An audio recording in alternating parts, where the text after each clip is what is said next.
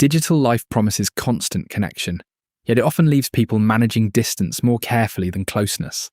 Social media platforms claim to bring people together, yet they can exacerbate feelings of isolation. The constant stream of notifications can create a sense of disconnection from real-life interactions. Online communication often lacks the nuance and tone of face-to-face conversations. People may feel more pressure to present a perfect life online, leading to dissatisfaction with reality. The fear of missing out, FOMO, can drive excessive use of technology, further isolating individuals. Virtual relationships can sometimes replace the depth and quality of real-life connections. The line between work and personal life can blur, leading to burnout and stress. Privacy concerns and data breaches can erode trust in digital platforms. Efforts to improve digital well-being often fall short due to the addictive nature of technology. Children meeting digital pets do not merely ask whether machines move, but also whether they can relate. This shift in perspective moves the question of life from pure mechanics towards psychology, feeling, and mutual attention. With Furbies and Tamagotchis, children consider something real enough when it talks, remembers, or seems to need care. A Furby can be a toy and still be treated as a creature whose moods matter. One child says the Furby is kind of real because it talks, moves, and goes to sleep. Another prefers the hybrid because companionship feels available while death, escape, and abandonment seem easier to avoid. The emotional threshold shifts again when children prefer robotic animals to living ones that do too little. At the museum, a live tortoise loses ground because authenticity matters less than visible performance. Once lifelike displays matter more than living presence, the standard for relationship begins quietly to change. The machine feels close not because it lives, but because it seems responsive on human terms. Caring for robots becomes powerful because nurturing can foster attachment, even when the machine understands nothing. People project feelings into the device, then receive signals that seem to confirm the relationship. Miriam stroking Paro in a nursing home shows both the comfort and the danger in that moment. She believes the seal is sad, comforts it tenderly, and feels soothed by its response. The exchange matters because giving care can heal, but here the partner has no inner life. That absence does not stop the experience from feeling intimate, and that is the ethical problem. A robot promises patience, predictability, and no judgment, which can sound preferable after ordinary human disappointment. Some people openly say that robots would be safer because people cheat, tire us out, or ask too much. The attraction is not only novelty, but also fatigue with the mess and unpredictability of real relationships. When performance alone feels sufficient, the inanimate begins to qualify as a companion, listener, and emotional refuge. Networked life transforms daily spaces, making it normal to be physically present while mentally elsewhere. People sit in meetings, conferences, and family settings, but their attention flows toward distant screens and parallel conversations. A conference scene vividly illustrates this pattern, as the room is full, yet most people are elsewhere. Laptops glow, fingers fly, and listeners lower screens only briefly before returning to emails and downloads. Outside the lecture hall, people stand together while looking past one another toward personal networks. That is the atmosphere captured by the phrase, alone together, present in body but absent in focus. The tethered self expects to move between physical and virtual settings with almost no acknowledged cost. Multitasking then appears magical, as it seems to create extra time without admitting what attention has been split. Yet the hidden loss is ordinary conversation, the unplanned exchange where relationships and ideas usually deepen. Public life becomes thinner when shared space mainly serves as a launch point for private elsewhere. Texting is attractive because it offers control over timing, tone, exposure, and emotional risk. A message can be revised, delayed, or ignored in ways a live conversation cannot easily allow. Elaine explains clearly that the screen lets shy people think before they speak. The hidden advantage is protection, as the other person cannot watch hesitation, revision, or uncertainty happen.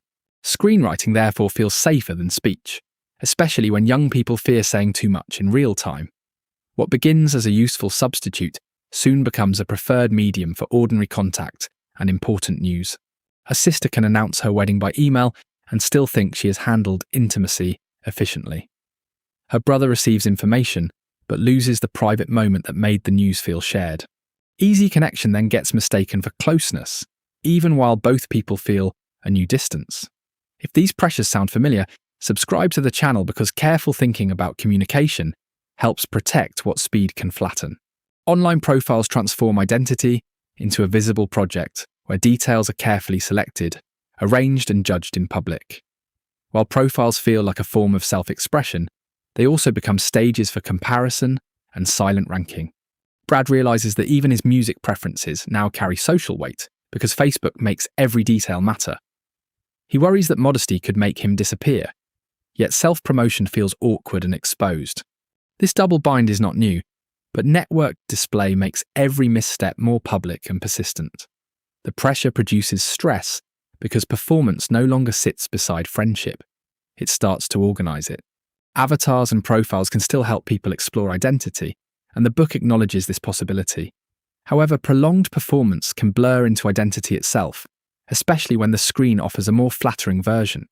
The virtual self then raises online expectations, while making real-life experiences feel slower, riskier, and less rewarding. A medium built for presentation subtly trains people to value polish, control, and editability in their relationships. Online confession offers release by making private pain visible without the demands of direct encounter.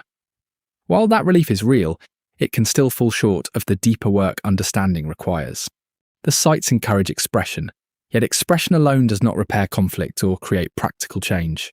One student writes confessions repeatedly, then stays alone in her room after posting them. The act seems to lighten the burden, but it may also leave her more depleted and separate. Another user lashes out at a stranger instead of facing his own fear about losing his son. The platform makes displacement easier because rage meets few barriers and little responsibility.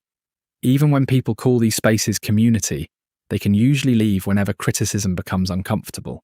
That flexibility can feel comforting, yet it falls short of the mutual obligation real community requires. Speaking to strangers may ease pressure for a moment, but durable care still depends on people who know and stay. A networked life reshapes privacy by making hidden observation, constant reachability, and recorded communication feel routine. People know their messages can be stored, shared, or searched, yet the screen still produces an illusion of privacy. This illusion is reinforced by physical solitude, as writing alone feels intimate even when systems are public. Control becomes the prize, with users choosing when to answer, how much to reveal, and which channel to use. However, the same tools that grant control also create new anxieties when connection fails or devices disappear. People describe losing a phone as losing a mind, a tether, or a piece of themselves. The device becomes almost bodily because continuous access now anchors memory, plans, reassurance, and social presence. Under those conditions, privacy stops being only a personal preference and becomes a political question as well. A culture that normalizes constant exposure can make surveillance easier and resistance harder.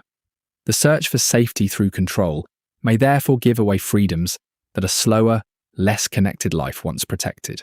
Young people in the book do not merely celebrate constant connection. Many of them miss fuller attention. They desire calls where both parties sit down and actually give each other time. This longing matters because they grew up watching adults split attention across screens, dinner tables, and playgrounds. Some compare a remembering robot to a distracted parent, and the comparison can embarrass the adult. The loss is not just privacy, but also spontaneity, undivided presence, and the small repair work of conversation. When every pause can be filled, boredom disappears, yet reflection and surprise also lose room to develop. The nostalgia described here is striking because it comes from the young, not from those resisting change. They are fluent with devices, but fluency does not spare them from hunger for unfragmented attention. Their dissatisfaction suggests that efficiency alone cannot sustain friendship, family life, or a stable sense of self. The strongest critique of screen culture may come from users who know it intimately and still want more. The deepest argument is not that technology is evil, but that substitution can quietly redefine what we expect. We start by using devices to manage vulnerability, but end up lowering the standards of relationship itself. Robots promise care without reciprocity, and networks promise company without the full weight of presence. Both appeal because they address real loneliness, exhaustion, and the fear of disappointment. Yet each convenience can train us to prefer what is simpler over what is richer. The book ends with caution, but not despair, because vulnerability leaves room for choice. People can reclaim privacy, attention, and direct conversation without abandoning useful tools altogether. To do that means teaching younger users history, modeling empathy, and refusing to let efficiency rule intimacy. Thinking clearly about technology finally leads back to personhood, care, and what we owe each other. If you want more grounded discussions like this, subscribe to the channel so these questions stay human before convenience sets the terms.